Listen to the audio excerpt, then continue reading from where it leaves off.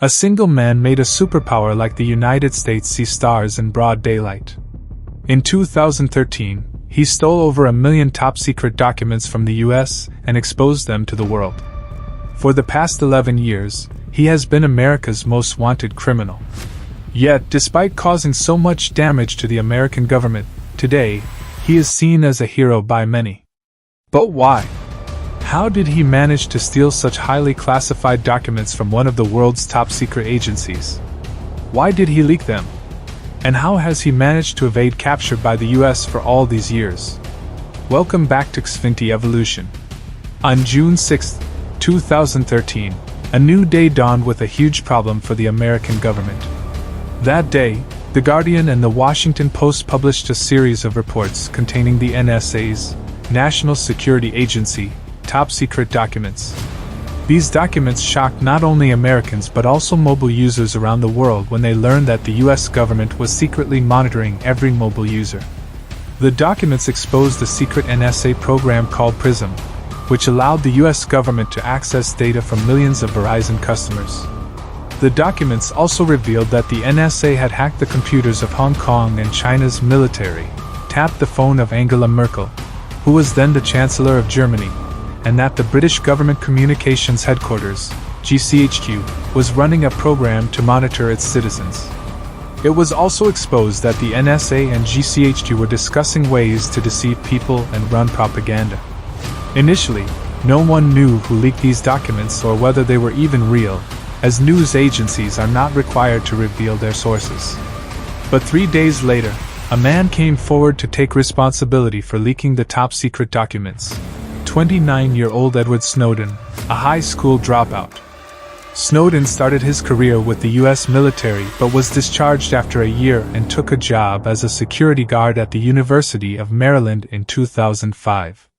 Although he wasn't good at academics, his computer skills were so strong that the CIA hired him. After spending a few years with the CIA, he was hired by American tech giant Dell in 2009. Dell had a contract to upgrade the NSA's computer systems, and Snowden was put on that project. Initially, his role was supervisory, but he later became a cyber strategist. Up to this point, Edward Snowden was like a diamond for the CIA and NSA. So, what happened next that led these agencies to label him a traitor? It all started when, during his work upgrading NSA computers, Snowden discovered that the NSA had the power to access the personal data of any mobile user. He saw some records, which he initially thought were those of international criminals. But they turned out to be records of ordinary, law-abiding American citizens. Around the same time, there was a debate in the US Congress on the issue of intelligence. American politician Ron Wyden asked the NSA Director James Clapper during a live congressional session, broadcasted on national television, whether the agency was collecting data on Americans. Clapper responded in front of millions of viewers saying, "No, our work is limited to foreign intelligence." Watching his own director lie on TV, Snowden was stunned and infuriated. Just 3 days later, he resigned from his job at Dell, where he was earning $200,000 annually, and joined Booz Allen Hamilton, a firm that worked for the US military, CIA, and NSA.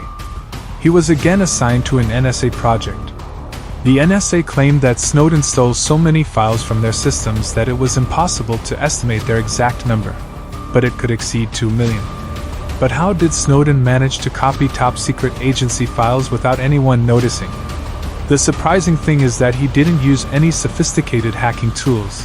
He did it all with a small USB drive. But how? In normal offices, USB drives are often banned to prevent data theft. Additionally, not every employee in a company has access to confidential data, especially not in a high-security environment like the NSA. However, Snowden's job location was crucial.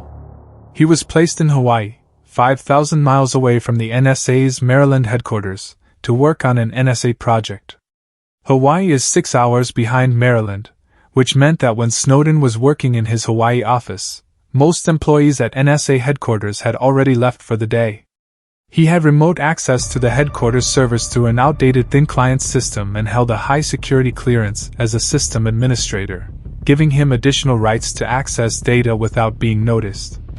Snowden exploited these advantages and, in just 4 weeks, managed to copy over 2 million files without detection.